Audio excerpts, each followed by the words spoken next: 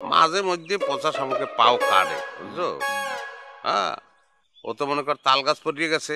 হ্যাঁ, কয় না জ্বরে বক মরে, ফরিদের কেরামতি বারে, ওইরকম হয়েছে কাহিনী।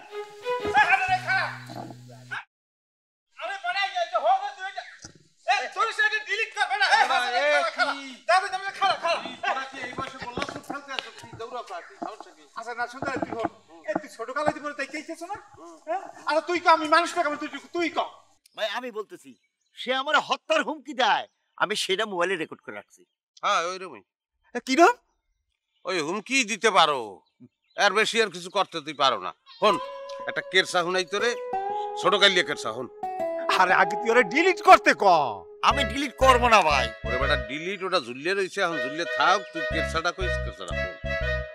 হইছে কি, এক রাজ্যে বাঘের খুব আক্রমণ, খুব উপদ্রব, বুঝছো?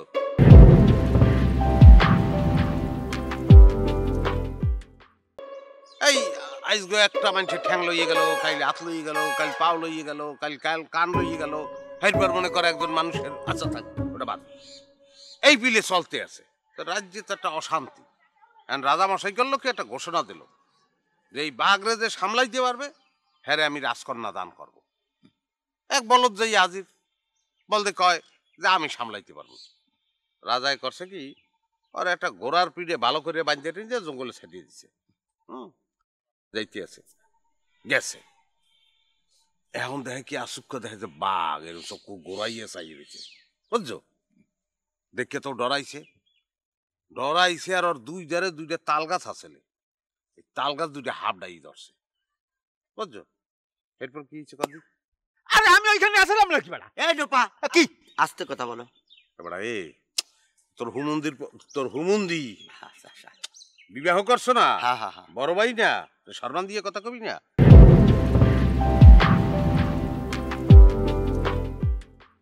এরপর হয়েছে কি, ওই তাল গাছ দুইটা যে হাবডাই ধরছে, তাল গাছের গোড়া ছিল উলিতে খাওয়া, মানে উই পোকায় গোড়া দুটিকে খেয়ে ফেলেছে।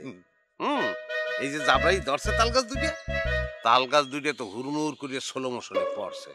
বাঘে ওইয়া দেখে মনে করছে যে এত অনেক বড় মারক সাপ, দুইটা তাল গাছ উড়ে হেলাইছে, বাঘে মারে বাবারে কইয়ে দিছে তো, বুঝছো? এই তারপর কি রাজা হার মাইয়ের বিয়ে দিছিলে? ওরে রাজা তো আর তোমার মতো না যে কথা দিয়ে কথা রাখে না। বেদবি করছ কাবড়া, বড় ভাই না বিয়ে করছো। আচ্ছা, এরপরে খালি যে ওই রাজকন্যা দান করছে তা না, ওই হালার পালায় কেরমে কেরমে রাজ্যও দখল করছে, ওই বলদে রাজাও হয়ে গেছে। এই হেলে কি তুই কইতে চাও যে এই ধরনের লোকই রাজা হয়? মাঝে মধ্যে পচা শামুকে পাও কাটে, বুঝছো?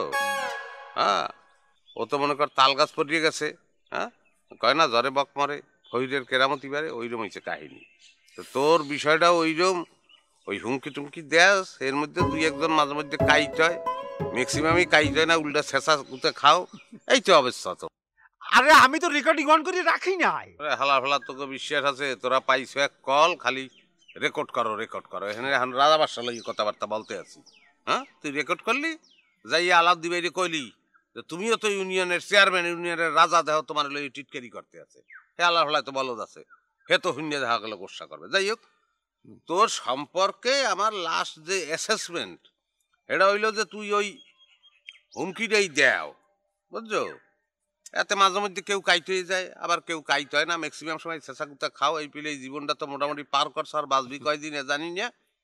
যাই হোক, আর বদলানোর দরকার নাই, এই পিলেই থাক। আরে তুই ওরে ডিলিট করতে ক। আমি ডিলিট করবো না ভাই। এখন ওর জিনিস ও ডিলিট করবে না, মুই কি করবো ক? ডিলিট করবে না, ডিলিট করবে না।